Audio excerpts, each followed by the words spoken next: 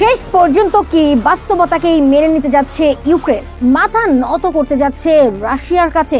2 বছরেরও বেশি সময় চোখে চোখ রেখে লড়াই করেও কি শেষ পর্যন্ত হারি মেনে নিতে হচ্ছে দেশটিকে? এমন সব প্রশ্নের জন্ম দিয়েছেন স্বয়ং জেলেনস্কি নিজেই। অভিযোগ করেছেন তারা যে ধীরে ধীরে পরাজয়ের দিকে এগিয়ে যাচ্ছে তার জন্য দায়ী পশ্চিমা দেশগুলোই। কিন্তু দীর্ঘ সময় লড়াই করার পরেও হঠাৎ কেন এই পরিবর্তন ইউক্রেনের? রাশিয়া ও ইউক্রেন যুদ্ধের সর্বশেষ পরিস্থিতির বিস্তারিত থাকছে বাজ নিউজের প্রতিবেদনে। ইউক্রেনের গুরুত্বপূর্ণ শহর পোকরভস্ক। রুশ বাহিনী শহরটি থেকে মাত্র কয়েক কিলোমিটার দূরে অবস্থান করছে। ধারণা করা হচ্ছে অল্প সময়ের মধ্যেই পোকরভস্ক দখলে নিতে যাচ্ছে রুশ সেনারা, আর সেটা হলে চূড়ান্ত পরাজয়ের দিকেই ঝুঁকে পড়বে ইউক্রেন। দেশটির প্রেসিডেন্ট জেলেনস্কি জানিয়েছেন পরিস্থিতি অত্যন্ত কঠিন। কিয়েভ যে ধীরে ধীরে পরাজয়ের দিকে এগিয়ে যাচ্ছে সেটাও স্বীকার করে নিয়েছেন জেলেনস্কি। তাদের এমন পরিণতির জন্য পশ্চিমাদের দায়ী করে সিএনএন-কে সাক্ষাৎকারও দিয়েছেন তিনি। জানিয়েছেন ব্রিগেডের অর্ধেকেরই প্রয়োজনীয় অস্ত্র নেই। ইউক্রেনীয় সেনারা সমরযান ও কামানের অভাবেও প্রকটভাবে ভুগছে।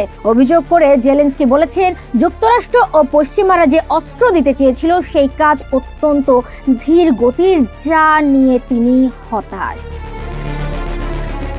এমন পরিস্থিতিতে ইউক্রেনের সামরিক বিশেষজ্ঞ মিখাইলো জিরকভ সতর্ক করে বলেন, আমরা যদি পোকরভস্কের নিয়ন্ত্রণ হারাই তাহলে আমাদের পুরো ফ্রন্ট লাইন ভেঙে পড়বে।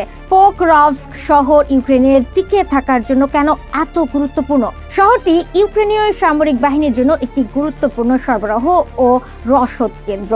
পোকরভস্ক একটি প্রধান রেলওয়ে স্টেশন এবং বড় রাস্তা থাকায় তা পূর্ব ফ্রন্ট লাইনে ইউক্রেনীয় বাহিনীর জন্য অত্যন্ত গুরুত্বপূর্ণ। ইউক্রেনের নিয়ন্ত্রণে থাকা অবস্থায় পশ্চিম দিকে অবস্থিত শহরগুলো এবং সড়কগুলোকে এতদিন সুরক্ষা দিয়ে এসেছে এই শহরটি, যা পুরো ফ্রন্ট লাইনে ইউক্রেনের অবস্থানকে শক্তিশালী করেছিল।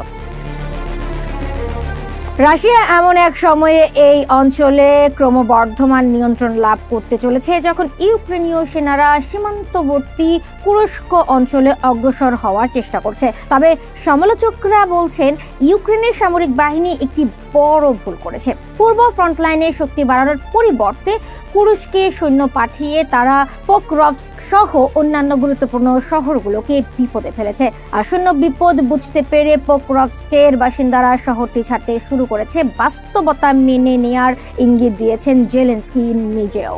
জেলেনস্কির স্বীকারোক্তি বিপদেই ফেলে দিয়েছে যুক্তরাষ্ট্র সহ পশ্চিমা দেশগুলোকে, কেননা ইউক্রেনের পরাজয় মানে রাশিয়ার কাছে তাদেরও নৈতিক পরাজয়।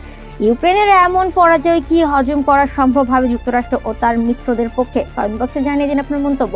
বিশ্ব সংকটের আরো আপডেট পেতে বাজ নিউজের সাথেই থাকুন। ধন্যবাদ।